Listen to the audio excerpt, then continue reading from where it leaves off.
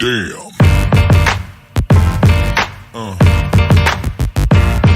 Yeah. Yeah. Yeah.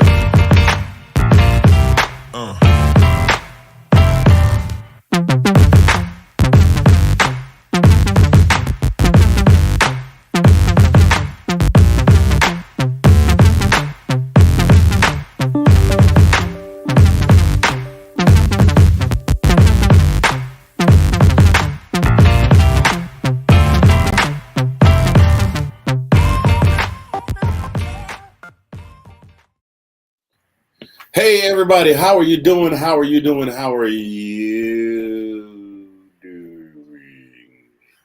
It is your boy. I had to do the slow motion. It is your boy coming to you all the way from Oklahoma City in Zagnef Central. Mr. Fingers, the one, the only, the man, the myth, the legend in his own mind, the worst celebrity impersonator you will ever meet that you actually still understand who the impersonation is supposed to be of. And that fella right over there, that fella. That guy right there, this guy, that guy right there, that guy is the brother from another, the sexy mother Hubbard, the ace of base, in the place, in your face. I am very happy to be here. I have just been placed in charge of garbage.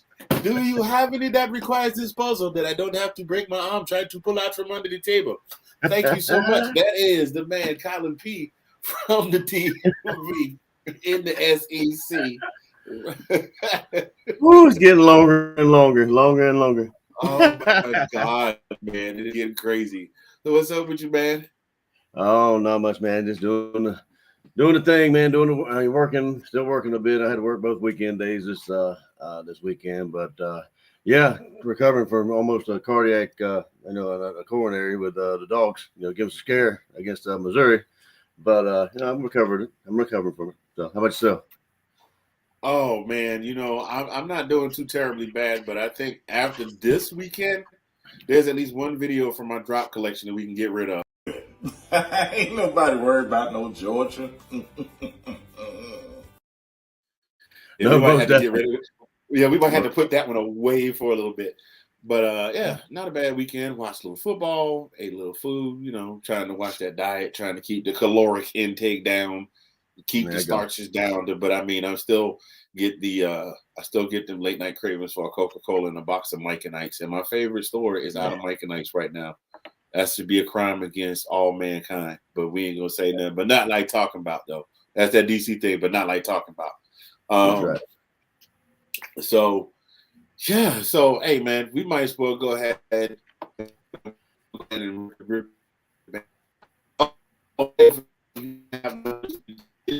show. By the way, Mr. Sean Spencer, the godfather of Let's Talk Football, for the longest time has been saying, hey guys, what you guys just go ahead and do a flat out UGA show. Just do a UGA show. You guys know UGA. It's not like you don't know the SEC, but you definitely know UGA. So Sean, ta-da! Welcome to This Week in UGA Football. We have renamed it. I don't know if you caught all the little stuff in the beginning, but we are rebranded. Same show, new name, same location, same great prices. Anyway, I do like the new intro though. Very good, very impressive, very impressive. Yeah. God in heaven help us, man. What the hell happened to the boys on Saturday? I wish I knew. I mean, I don't know. We had talked a little bit off of camera, and you had mentioned that. Actually, like you said, we did talk about being worried that they would look past certain opponents and what have you. But yeah, I think that's exactly what they did, though.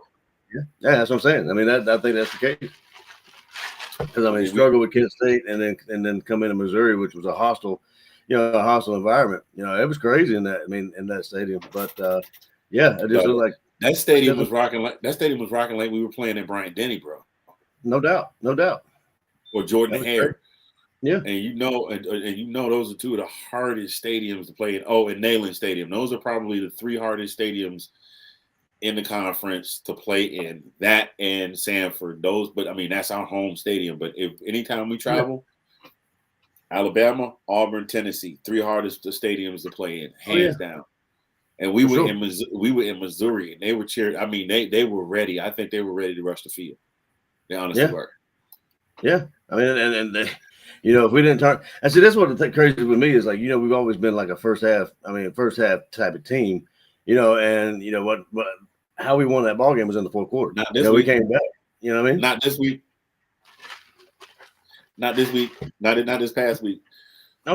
I agree, but I'm just saying that I was surprised that we came back. We just kept them within striking distance, which is good, right? I mean, we were just close enough where we could, kept within one score, maybe scoring a field goal. Regardless, we shouldn't have been, the game. But if you look at the stats, I mean, it's not very indicative of what happened. I mean, like, Stetson had, he had a fumble, but he didn't have any interception, had a touchdown. Mitchell, like I said, Milton had a fumble. And and Brady Cook didn't have stellar numbers. It was 192 passing and one touchdown, Yeah. So I don't know. It was just like Stetson couldn't hit his behind with both hands. Like it was overthrowing people, Which is it was all over the place. And we're going to break all of that down for you, ladies and gentlemen, boys and girls. We do have a question from Nate in the comments. He hasn't put it out there yet. He did say he has a question for us. I'm actually simultaneously watching the YouTube, so I don't have to go through the chat and pull the chats up. But Nate is watching. Big ups to Nathan Snell, host of the Big Nate Sports Podcast. He is on anytime, all the time. That's not quite the tagline, but we gonna work on it. No, we actually came up with a tagline. I gotta redo his voiceover. I just threw that out there in the conversation last night, so we changed the tagline. So when Nate gives us the question, we'll throw that up there. But let's break this thing down, man. Let's number one. Let's go ahead and start with Stetson Bennett. You see the stat line. You know how he did. Any quarterback that throws for almost 50% or less is not going to have a winning day. Generally does not have a winning day. That's generally a quarterback that's slinging it around in a losing effort. I mean, he still got over 300 yards, but he had no touchdowns. Thank God he had no interceptions. But this is the same guy 3 weeks ago we were saying 4 weeks ago we were saying he looks calm, he looks cool, he looks composed, he's matured. He's making smart decisions with the ball. He's throwing it away when he needs to throw it away. He's checking down when he needs to check down. He's going deep when he needs to go deep. And seemed like he was completely out of his element. Mm-hmm. You know what, Nate? That's a very good question. And I'm going to hang on to that, and we'll circle back to it. But that is a great question. That is a great. You know what? I'll go ahead and throw it out there now. He said, and that's the thing, right there. It's now out there on tape. And yep. And I read something that made a very good point. I don't know if you read the same thing. Do you think, if you go back and watch it, like I went back and watched it a little bit, it looked like Missouri had figured out Stetson's snap count. The clap. I think because they were on time almost every time. Virtually every time they were hitting it right at the snap. Did you notice that? Yeah. But I mean that's just the thing. I don't know when the colleges started doing the clap as opposed to calling the signals under center. But that's pretty much become universal. So you're gonna be able to jump the snap count 50% of the time if you try and jump the snap count every time. Yeah. Troy Polamalu was exceptional at it. We saw him; he was very exceptional at it. But I think they were still under center then. But the question that I did pose is Georgia still the team to beat after we struggled against Kent State? Like Kent State hang 22 on us in a win. Yeah. And you know what? It's on tape now. Nate makes a very good point that I was going to bring up a little bit later on. But thank you, Nate. We appreciate you, brother. We do. He raises a very valid point. It's out there now. Everybody that watched Kent State, everybody that watched Missouri, you think for 2 seconds the teams that we have coming up aren't going to figure that out. Now, let's be real. I don't think we're going to face a real challenge in Auburn, but Auburn's still playing. Auburn's playing for respect, and Carson's coaching for his job. Vandy's still playing for respect. They have been much improved over the previous years. Florida's got Anthony Richardson throwing for 400 yards in losing efforts. Hendon Hooker's in Knoxville. Balling out. He's balling out. Yeah. Mississippi State, what can you say about Will Rogers? And then you got Kentucky, and then you got Kentucky, and Kentucky has Rodriguez back now. Yep. So you cannot at this point afford to do anything. Like seriously, Kirby, Coach Smart, if you happen to see this podcast, I doubt you will. We some small time guys just getting started with about 50 episodes on our belt. But Coach Smart, if you happen to see this video, I sincerely hope that if this is just a rabbit up, if this is just a nothing up the sleeve, that kind of thing, like Bullwinkle, then by all means do what you got to do. But if we really need help, then we need to figure it out. We need to figure it out. And I think the majority of it is like we've always talked about too. Getting pressure on the quarterback makes a load of difference, and makes loads of difference. Because and I was mentioning earlier that the offensive line, so I mean, the offensive line was getting pushed around all day, and then and if you get that type of pressure, and it looked to me like Missouri was rushing virtually almost every down, and they were bringing a house 4-man front, 5-man front. Yeah. Every time Stetson turned around, he was ducking and dodging for his life. Exactly, and that's going to make him either make some bad decisions or interceptions, which luckily he didn't. But I mean, he did overthrow and did underthrow quite a few receivers. They could have had good, good yard, could have gained good yards. So I mean, that typically in my mind, that's the formula. I mean, if you get good pressure on the quarterback, I mean, that's gonna potentially win you ball game. Yeah, 100%, man. I mean, and not that Missouri racked up a whole rack of yards, man. Not that they racked up a whole rack of yards, but we had a rusher that rushed for 89 yards against us. Again, we had somebody come whisper close to rushing for 100 yards for the second week in a row, Cody Schrader, and they amassed 102 total yards on the ground. And that's something that we normally don't do. That run defense is still, biting, making bad angles, making those arm tackles. I will give the defense some credit in that they did manage to lock it down and keep Missouri from getting in the end zone, except for that first touchdown. That was pretty much the saving grace. Yeah, so I'm talking about you see Malachi chase that dude down, chase down Schrader when he broke off with that 60-yard run. Yeah, I didn't think he was gonna catch him. I had no idea. I mean, that boy was fast. And then that was the play that set up their first touchdown, though. So exactly, and to be honest, Schrader, that was the bulk of his yards was on that long run. But we normally don't let that kind of stuff happen. Now, to answer Nate's question, who needs to make the adjustments? Yes, Bennett needed to make the adjustments, and there needed to be some coaching decisions. There needed to be some decisions made on the offensive end as well. I think the defense has adopted a bend but don't break mentality, which is okay in some instances, but you can't always count on that. You know what I mean? Because bend but don't break wound up costing us the conference championship game last year. Fortunately, it worked out in our favor. I don't like playing. I don't like playing not to lose. I want to play to win. You know what I mean? That whole prevent stuff, it really gets on my nerves. That's how we lose ball game. Right. There's been some murmurings amongst the sports writers and the fans that the calls on offense were way too conservative. You get a team that jump out on you like that right out the gate, you gotta make your adjustments immediately. You know what Will Kramer has been banned. Will Kramer has been banned from the chat. But yeah, you're right. We do have a huge game. We got some big games coming up, man. You see the murderers. We got to get it together. We gotta get it together. This is what we got. This is what we got on schedule. We got Auburn next week. Like I said, Harson's coaching for his job. Team's playing for respect. Vandy's much improved. Florida's got Richardson throwing the ball. Hendon Hooker. We talked about this not 10 minutes ago. We cannot afford any oopses. Okay, at this point we can't afford any oopses. I mean, we've already been lowered to number 2 in the AP poll. So, and you know how this thing goes. If you wind up finishing outside of 4, you ain't getting in. Period.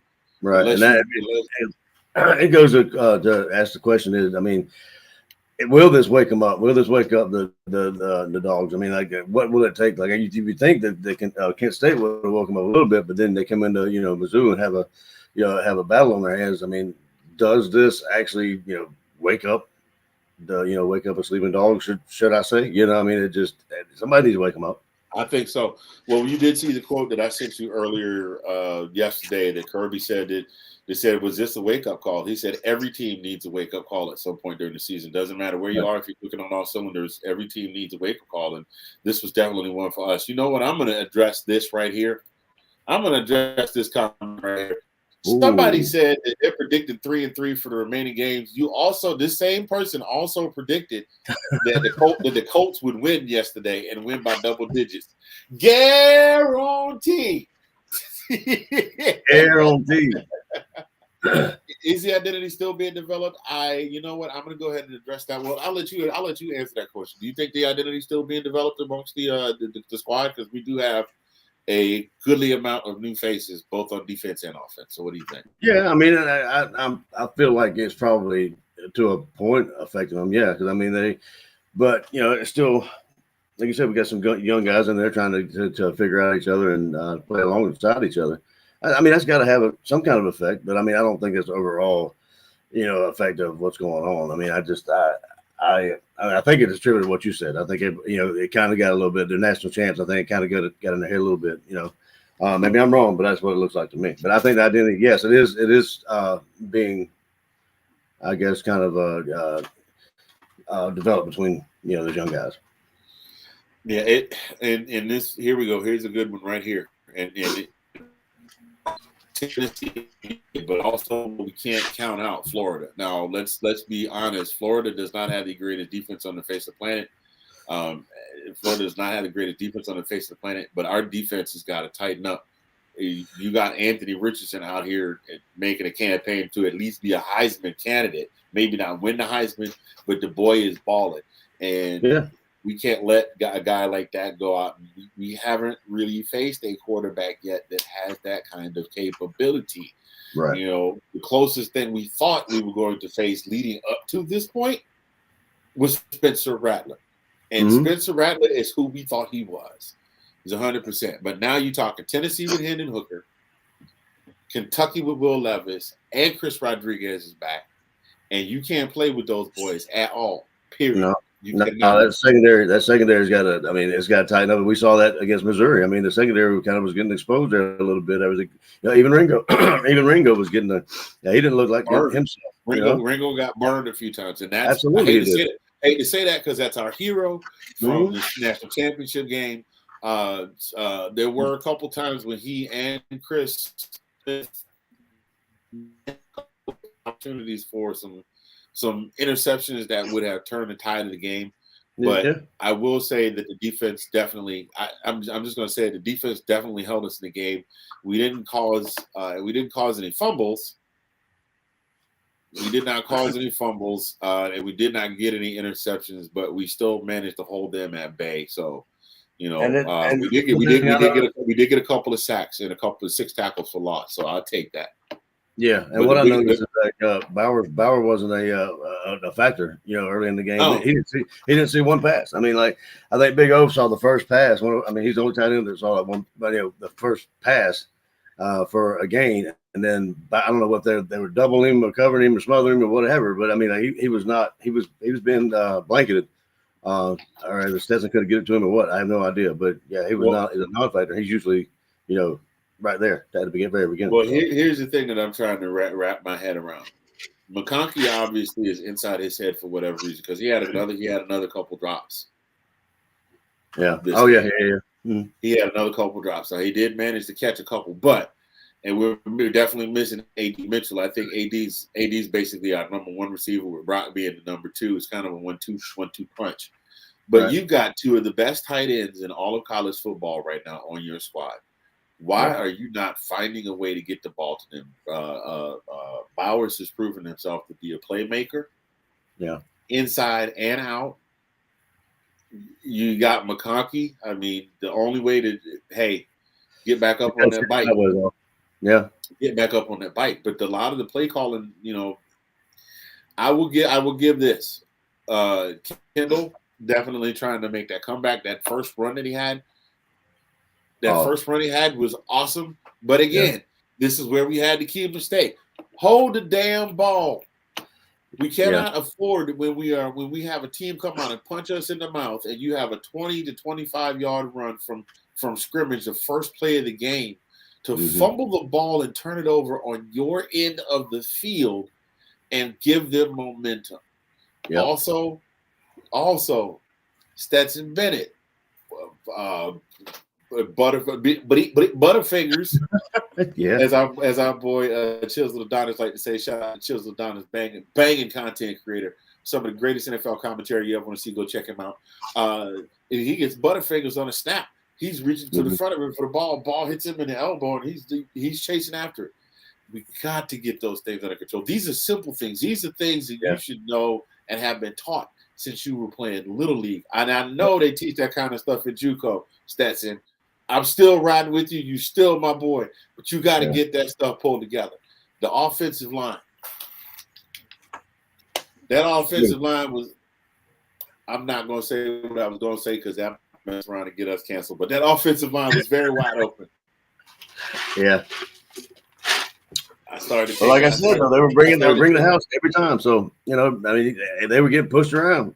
So the only thing that seemed to work. Only thing that seemed to work was tempo. When they went tempo and they couldn't get the substitutions in and out, boom, boom, boom, march down the field, pow, and that's what spurred the comeback. I definitely think. Now here's a question: what do you think is going on with Kirby? Yeah, no, I read several things like that because I did see that too. That he was not the jump around type people. I don't even know if he had anybody holding his belt because he wasn't even. It didn't seem like the old Kirby like jumping around and excited and effing this and that and that and first down and didn't see that and then his halftime interview there that it was kind of lackluster. It didn't feel right. So I don't know. It definitely did not. There's something missing from that part of watching Kirby Smart.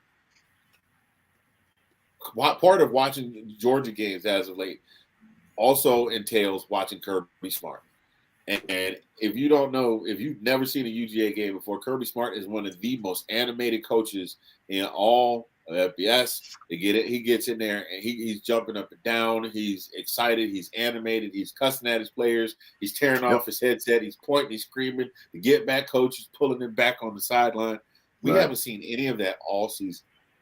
And I don't know if there's something wrong with him or there's something going on personally, but he has definitely been a much more tamer version of the Kirby that we know.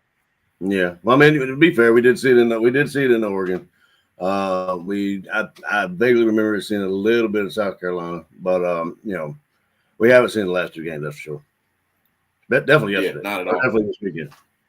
Not at all. If I expected it to come all the way out against Kent State, and I didn't see it not once. Unless the camera people have just decided not to show Kirby because they know that he's going to drop an expletive. And they might get him on a hot mic like they did last year. But yeah. And that's part of the fun of it. I mean, like he's usually this animated guy. I mean, obviously we were outside looking in. I mean, maybe there's something wrong, maybe there's not. But it doesn't sit well with me the way he's acting and the way we're used to him. Used to seeing him. He's not that way. So.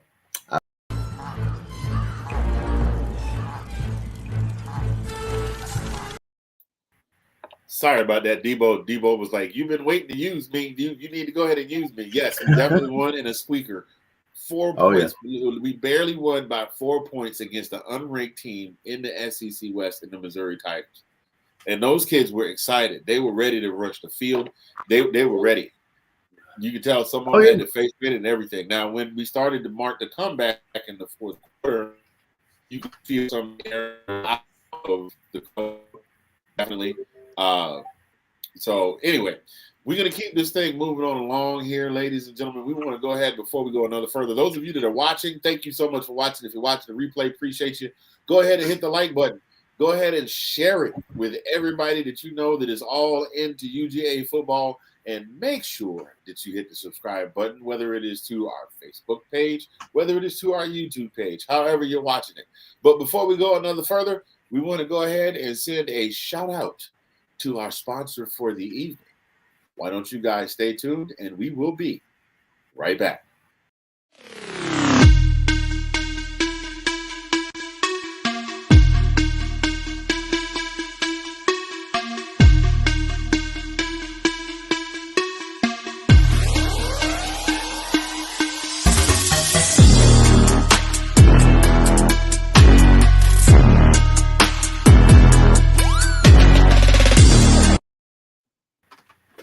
Yes, indeed. That's our guy, Sid Swinton with Squid at Rips Cards. You can find him at that tag on TikTok, on Twitter, and on Facebook. He is on all of these socials. You can go check him out. He's live twice a week where he does polls. You guys can, hey, I want that one. Click, clap, boom, boom. He's got you covered. He can put together packets for you, that kind of thing. So get at our guy, Sid, today. Thank you very much, Squid Rips Cards, for being a sponsor of this weekend UGA football. Whew. Man, that was a whole mouthful. Let's look at this. So what do we need to do? We got next week, we're taking on Auburn. And I'm not trying to jump from the one to the other, but we're facing Auburn next week. Yeah. Now we know that right now Auburn is 3-2 after having dropped that they were throwing haymakers, started dropping that game to LSU. Mm-hmm. I'm surprised that Brian Harsin is still employed, but I think they're willing to give him a chance because for the first time since he's been the coach, the team is showing signs of life. Robbie Ashford is on paper, he's looking really good. Yeah, he's getting better. He's looking really good. He's getting better. And sometimes you just find that gem that diamond in the rough in your backup. I mean, not that the Buccaneers or the Patriots would know anything. Not that the Patriots would know anything about letting the backup play and building a dynasty or anything like that. But sometimes you find that diamond in the rough, and Robbie Ashford is doing some pretty good things. Yeah. So I mean, and yes, you're right, Nathan. They are basically dealing with a whole brand new squad because a lot of guys transferred out. They had to rebuild from the transfer portal. But for them to be dealing with what they're dealing with in terms of their roster, in terms of what the athletic department tried to do to the coach, they're doing pretty doggone good. They're doing a heck of a lot better than I thought they would be doing at this point in the season. Yeah, they're still playing like they're with their hair on fire. I mean, you can just tell the guys. I mean, I know actually they should have won that game, this weekend, but they just didn't. It didn't turn out in their favor. But what surprises me, the early line for next weekend is they got us picked by 29.5. So another 30-point, expected victory. I don't know if I believe that. I mean, the way we're playing, I mean, I don't, As a gambler, fool me once, shame on me. Fool me once, shame on you. Fool me twice, shame on me. I wouldn't take it. Now, of course, watch this be the week that everybody goes, nah, I'm not taking that spread, and then Georgia go out there and just run up and down the field on Auburn. So we shall see. But what do we need to like? Number one, I've been saying this since game one. That run defense, they're hit or they're missed. I mentioned they got a couple sacks. My hometown boy Smith got out there, got himself one of those sacks, got a couple tackles for loss, looked pretty good. But they're not consistent with it. And I know they're still trying to gel as a squad based against all the guys they lost last year. But they're definitely not. They're not. And I don't know, I don't know how you would fix something like that. I mean, you got to go to work. I mean, I guess they've got to close up some of those holes in there. I mean, and definitely shore up the tackling. The arm tackling stuff's not going to work, and these guys are, as strong as they are. You can't hang on with an arm. You got to wrap up. But I just I mean, defense has got to tighten up. I mean, all areas of the football team, I think, need to tighten up. All facets. This is like the guy that was tagged with the heir apparent tag, Jalen Carter, won a whole tackle. Yeah, the whole game. One whole tackle. One whole tackle. Yep. Nolan Smith had 4. Our leading tackle was Jamin Dumas Johnson. Yeah. And did you see him? He was hot on the sideline. So I'm glad to see that some kind of fire that these guys are getting into each other because they were. He got hot after the first score because he didn't want him to score. So the defense take offense to people to getting scored on. Which you saw him. He got fired up. He was yelling. I don't know who he was yelling at, but I couldn't see who he was yelling at. But he was definitely giving them what for. But I definitely thought that is an admirable statistic to aspire to. But how about let's start focusing on the fundamentals? You can't keep them out of the end zone if you don't tackle. Yeah. The bend but don't break work. But again, this is Missouri. Next week we got Auburn.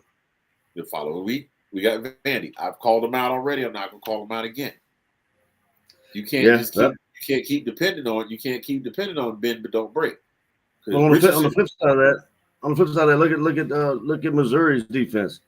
Jalen College had 11 solo tackles, 2.5 tackles for loss, and 11 of them, like I said, 11 solo tackles, and then Charleston had eight solo tackles. So, I mean, those boys were coming in hot. But dude, of course they did, because they were everywhere. They were everywhere at all times. It was like that scene from the scene from the second Matrix. Let's see, the Matrix Revisited, the Matrix Part 2. I can't ever keep them straight. The one where the 1800 Agent Smiths came out of nowhere and Neo was fighting all of them. They were everywhere. Everywhere that Stetson Bennett looked, there was a Missouri jersey in his face. So I'm gonna go out on go probably off the deep well. And that's not very too far fetched of a question. Do you think there's an actual possibility as we're getting close to like a quarterback change? I mean, I know Kirby's going to stick with who he's got, but I mean, there's always barking every year about quarterback changing with him. But in my opinion, even if Cox or Vandergrift was in there, both of them wouldn't be able to get away for some of the plays that Stetson used his feet to get away from. But at the same point, I don't see it happening. History shows us. I don't see it happening. Jake Fromm looked like a world beater the 2017 season, all the way up to the national championship. The following year, he struggled. Very much. Yeah. He had some serious regression, and coach would not pull the trigger. I don't know why he wouldn't pull the trigger, but he wouldn't pull the trigger. He said, "This is our guy for this season." But at some point, you got to say, "Hey, man, hand me the ball. Let's go." You got to learn how to do. Like in Major League Baseball, you got to say, "Give me the ball, send it to reliever." Yeah, get a little pat on the butt and send your butt to the dugout. Now, I mean, I agree. I understand that. I can't. I mean, looking at this game, I think the offensive troubles were one part Stetson, one part offensive inefficiencies. If you get the ball in your hands, if you have a jersey in your face, as soon as you get the ball in your hands, it's hard to be very efficient. Oh, of course. Even the most elusive of quarterbacks, and we're talking about the Lamar Jacksons, the Mike Vicks in his prime, the Barry Sanders is a running back, Russell Wilson, those guys. Pat Mahomes, Pat Mahomes. After a while, they will get you. I mean, you can't get away from all of them unless you learn, unless you can levitate. Yeah, and he got put on his behind several times, pretty hard. I mean, they were putting him on his back, and they were putting on his back. Yeah, he did take a good solid hit. A couple of them. So I mean, and props to him for getting bouncing back up. But I mean, still, it's all he's gonna hear footsteps for the rest of the game. I'm sure that'll put you put your head on a swivel, looking for the next guy coming. But yeah. Now, as a result of all of this, we did manage to pull a Debo squeak by with the win. As a result of this, the polls were released today, and the Dogs fall to number 2. Your thoughts, sir? I ain't mad at it. I mean, I kind of figured. I mean, it would be. I don't like the number 1 spot anyway, because I mean, look what it does to us. I mean, history's shown every time we got number 1. It's kind of, I don't know what happens. It maybe gets into people's heads or players' heads or whatever, but we've never fared well as being a number 1 team early in the season. Now, I mean, me personally, I'd rather be number 1 at the end, like everybody else. But I mean, I don't know. I mean, it doesn't bother me at all, because I mean, these past 2 games, we deserve to fall at least one spot. Now, I mean, it could have been 3, and I still probably it was 3. It could have been worse. I mean, honestly, the proving ground for us, if we're going to make this thing happen, the proving ground for us is Florida. Say what you want to say. They're still dangerous. Mm-hmm. Tennessee, Mississippi State, UK. Yeah. That's the proving ground. If we go out there and we whop these guys upside the head, or even if the thing for me is, I wasn't mad that Missouri was doing well. Yeah. My problem is that we were not doing. We had nothing in response for it. Yeah, That exactly. was my problem. I could see if Missouri just came out and said, "We're going to go out there and we're going to give them a hell of a first half, and hopefully we can bang them in the head enough that wear them down enough that we can hang together and stay close enough to maybe pull something off at the end of the game." And that's we were fortunate enough to be as close as we were to be able to get back to that board, to get to where we like I said, we're not for a play here or there or a shoestring tackle here or there. We'd be talking a whole different story this morning. Yeah. We'd be sitting on the bench alongside a certain team from around here going, well, hey, welcome to the bench. Oh, God, they're so salty right now. But that's a different story for a different time. Well, so let me interject here just for a second. So the conversation we had earlier in the season, my feelings kind of fluctuated. We were kind of worried about UK. We were kind of worried about Tennessee. We were very worried about South Carolina. So now we look at these last two games and looking at the game this weekend against Missouri. I mean, it kind of makes me think now that they're a legitimate concern. Playing those teams are a very legitimate concern now. After the Oregon game, I didn't feel not so much. I felt like we would kind of not necessarily roll over them, but at this point, I'll be happy for a win in any game. Like I don't care if it's 2 points or 3 points or 20 points. I could care less just for as long as we win. You know what I mean? I think the term is playing to the level of your competition, and I think that's what they're doing a lot of this year. They went out and played Oregon. Oregon's ranked. We're going to give them 100%. We're good. They went and played South Carolina. Oh, they got Spencer Rattler. Spencer Rattler might do a little something.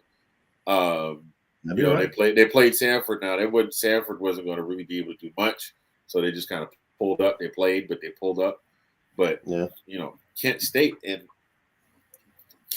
Missouri, you can't play to these. You can't mess around with these guys because they will sneak around and get you. Robbie Ashford might not be a world beater, but he's no joke. He'll mess around and drop 300, 400 on you.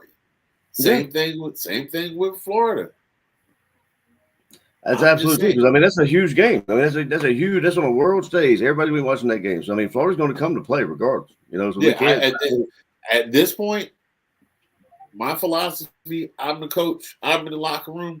All right, gentlemen, we are now 0-0. It is a one-game season, week to week. We got a new season every week. If we don't win this week, we don't go to the championship. And then we do it again next week. And every week you go, your goal is to go out and run people over, run over them, run under them, run around them, whatever you got to do.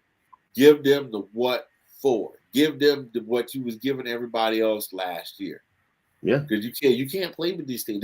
There's not a team left on this. There's not a team left out of these 6 left in conference play. I actually left Georgia Tech off because it's Georgia Tech. But at this point, I can't even laugh at Georgia Tech.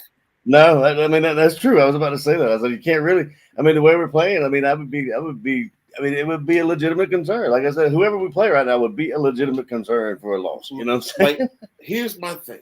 I am not hating. I'm not saying that the season is over. But what I am saying is there's some changes. There's obviously something not there, and none of us know what it is. Yeah. Only the people that they're suiting up every day and the folks on the coaching staff know what it is. It's obviously something there, and it's got to be fixed.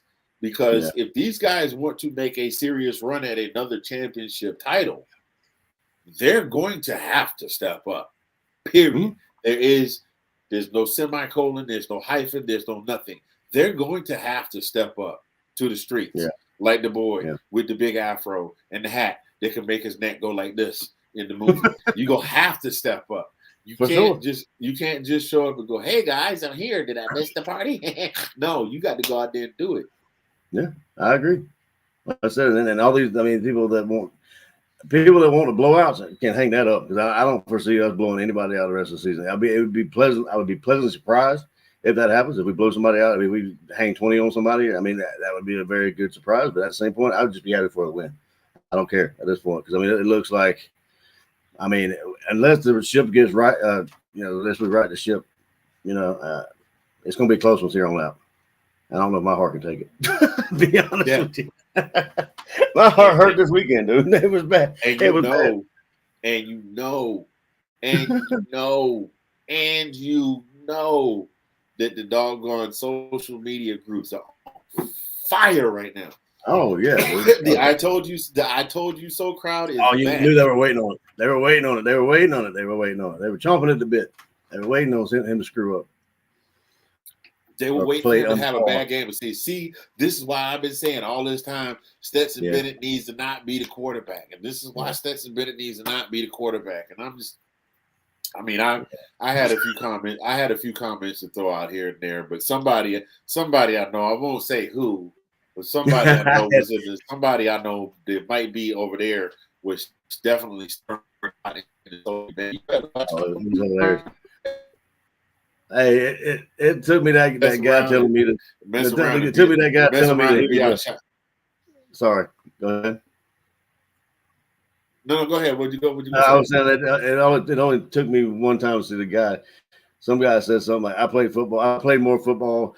It was just telling himself like he was the I know football crowd. And I said, "Hey man," I said, "we're just peasant fans. That's all." I said, "It's your world. You know everything." So yeah, it just took me. It just kind of went on from there. I mean, the people that say I played football. Now the folks that say he coached too. He claimed to coach football. So hold on, like, man, the folks that say I played football because they have some crazy point they want to make that's like way out in the middle of left field is just as valid as me saying, well, you know what? I was a medic in the Army, and surgically speaking, I don't think that he should cut that. He should go in the intracranial space between the third and the fourth, whatever up there in his medulla oblongata. And I'm making all of that up as I go along. Those are real body parts. I think no, they're real body parts. I'm joking. Alligators at home are angry because Matter of fact, I got it. It's just like the commercial where the guy said, "Are you a doctor?" He said, "No, but I did stay at a Hilton hotel yesterday." You know what I'm saying? Yeah, go sit down somewhere. Yeah. So I don't know, man. I think the Dogs have got a lot to prove at this point because a lot of people we got a pass against Kent State. They were like, okay, maybe they had an off week, but now we've had 2 off weeks in a row. And we can't afford it anymore. We go out, we have another off week. We will be out of the top 4. I can go ahead and I'm gonna pull a Nathan Snell and say if Georgia goes out and lays an egg, still wins, but lays an egg against Auburn this Saturday, they will fall out of the top 5. Guarantee. Even if they win. Even if they win. I mean, we won this past Saturday. We fell to number 2. Yeah, but Missouri, what was Missouri ranked? I can't remember. Missouri was not ranked. They weren't ranked, so that's why. I mean, like Auburn's not ranked either, right? Huh, never mind. No, they're not. I retract my statement. Sorry. No, I'm not. No, Nate, I'm not saying they are the team to beat. I'm saying that Georgia's ranked number 2 right now. Okay, and because every team has an off game at some point. It's just like Alabama. Alabama had won the national championship. They come back, they're the returning national champs. They get wonked by Texas A&M, right? They kind of got a pass. I mean, they definitely got a pass. They got a pass, okay. But Bama did not come back out and lay any more eggs either. They might have struggled a little bit, but they didn't lay any more eggs. Well, we came out and we laid an egg against Kent State the week before, and then we laid an egg against Missouri this past weekend. We managed to come out of both of those games and win. But I think if we go out and we continue to lay eggs, then our ranking will fall because there's too many teams behind us that are undefeated, that are going out and taking care of business for one of them to get in the top 4. You understand what I'm saying? I think the AP voters want Georgia to be in the top 4, but if we can't get it done, I mean, there's too many, like you said, there's too many other teams. I mean, you got the Ohio States and you got whoever else. I mean, how many undefeated teams we got? I mean, we got several still left, right, that are undefeated. Kansas is 5-0. Yeah, Kansas. That's a big one.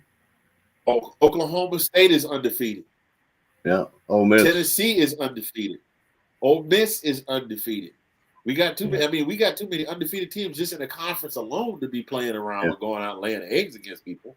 Oh yeah. So I mean, we can't afford any kind of state whatsoever. So I mean, yeah, we could definitely get kicked out of the top 10 real fast, quick in a hurry. So I mean, if we don't play up to our potential. I got to be honest though. If we went out, but we went out looking sloppy, I don't see us falling out of the top 10. But I definitely see us being out of contention to win.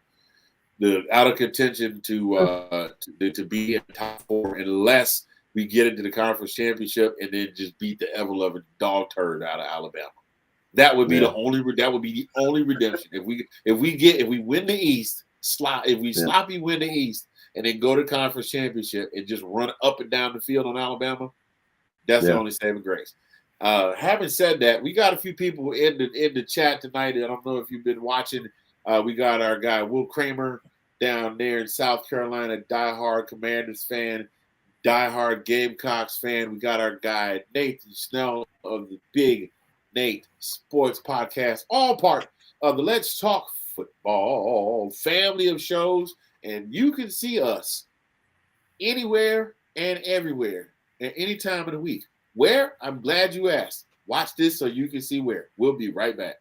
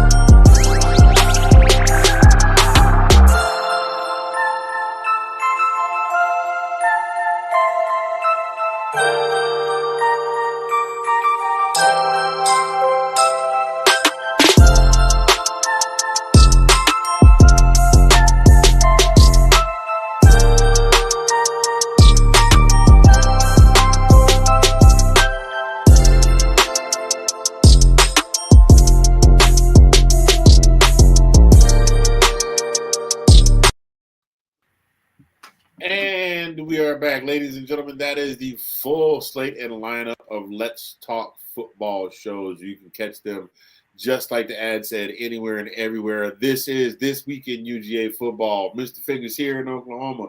Colin P. there in the DMV.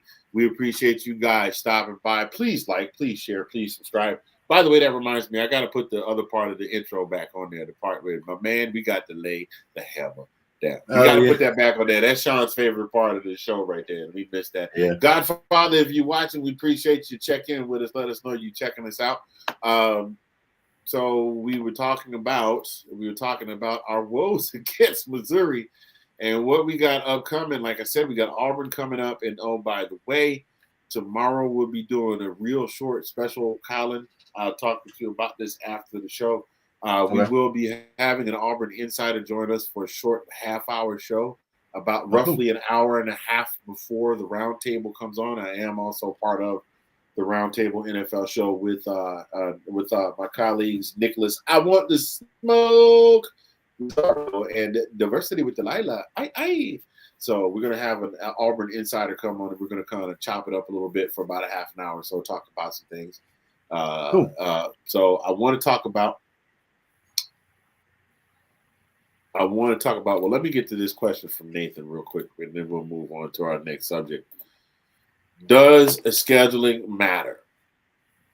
It 100% does. It 100% does. I'm gonna get your take on it first, Colin, and then I'll come back around.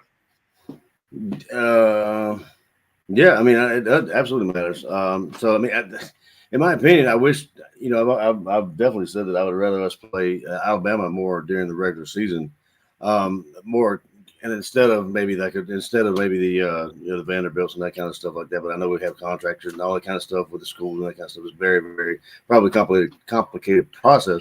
But yeah, I mean, it's the complicated. Well, we play Vandy because they're in the same division, so we got to. Oh yeah, I'm sorry. Yeah, I misspoke, but I'm saying like maybe switch out more Alabama with the West. I misspoke there on Alabama. I was thinking about Alabama and Tennessee, but anyway, yeah. And as far as the cupcakes go, I know that in my opinion, I think we got too many of them. But I mean, I don't know how we could change that because I think those schools, depend on playing teams like the bigger schools like that for exposure and money.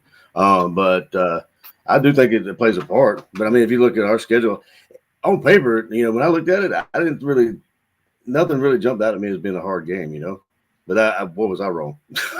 I did not see us having any game that was going to be like yesterday and the week before until we got to Tennessee. Yeah.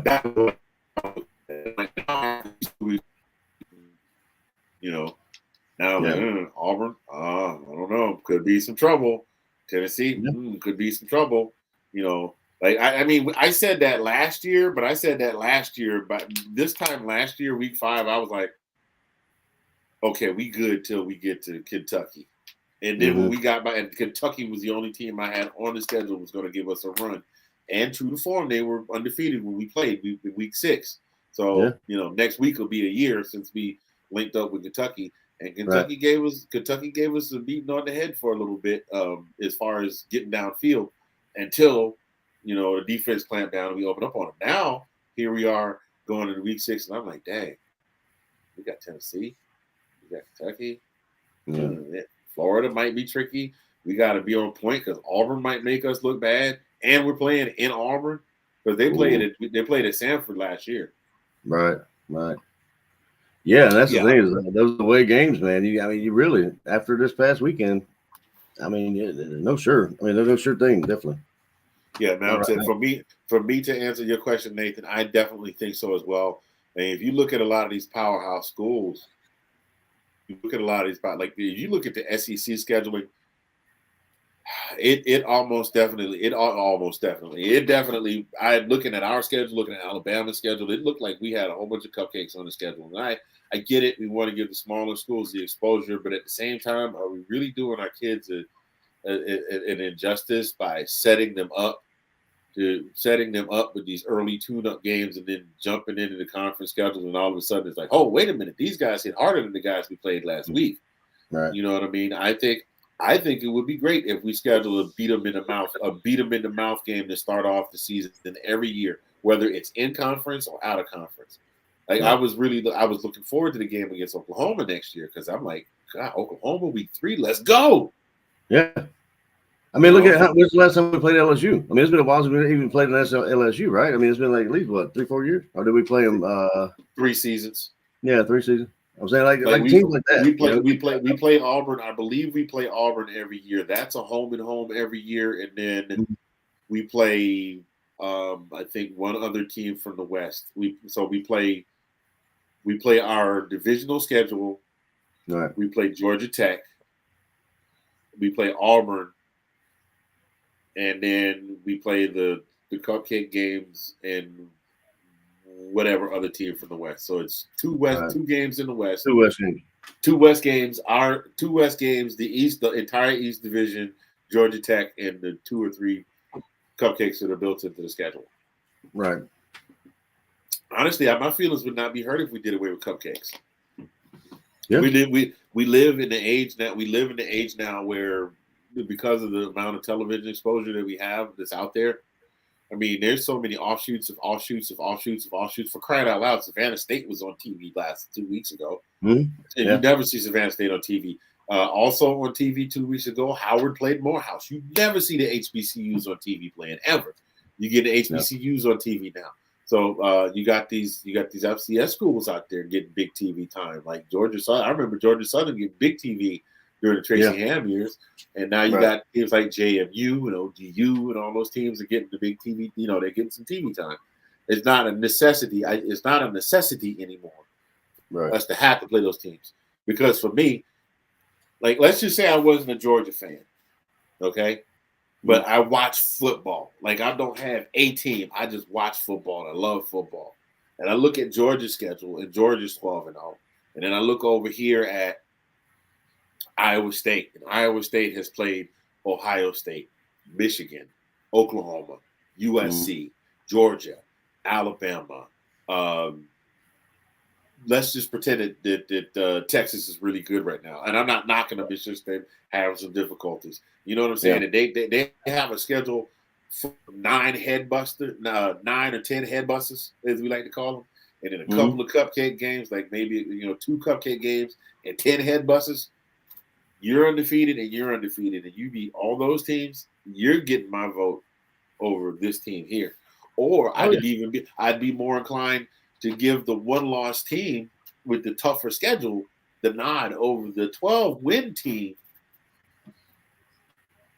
Yeah, you know. Yeah, I agree totally, absolutely. So I agree. I agree that scheduling matters, but it just doesn't seem to be as big priority as it used to be. So let's talk stars of the game real quick. We're running up pretty tight here. We're doing pretty good on time. Let's talk stars of the game here. You got any stars of the game? But it could be from either side of the ball. I mean, I would say Big O, because I mean, like Big O, like Darnell Washington, he had the big catch when we were driving. He had 64 yards, and he broke one off for 21 yards. Unfortunately, no touchdowns from our receiving crew, but he was the one that stuck out to me. Like I said, Brock Bowers, he was in limited use. He only had 2 more yards than Darnell Washington, but I think Big O would be mine. Okay. Well, this is what I have for my player of the game. My player of the game, it's actually going to shock you. I'm going with Harrison Mevis, the kicker, the place kicker from Missouri. There you go. He had a rough week. He had a rough week the week before. If you remember, he had the opportunity, I think it was, to tie the game in overtime or win the game in overtime, and he missed a crucial field goal that would have been 3-1. A chip shot. They would have been 3-1 coming into this game this past weekend, but he missed it. And then of course Pete had the bad dropping the ball going to the end zone. So he bounced back big time this week. He kept extending the lead with his foot. He was 5 of 5, and that's pretty doggone good for a place kicker these days, because you always get one that gets blocked or one that just happens to just drift over the top of the pole and happen to be a little far right or far left. So that's who my player of the game is for this game. Ladies and gentlemen, those have been your players of the week this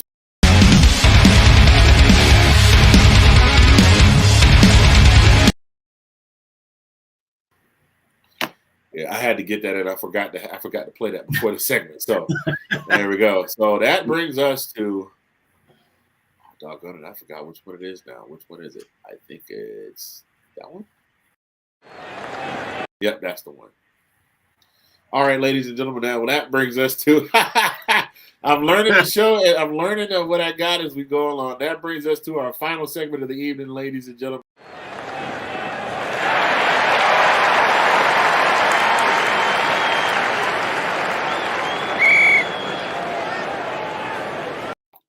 The 2-minute warning, and that is the part of the show where we talk about anything, everything, at all times.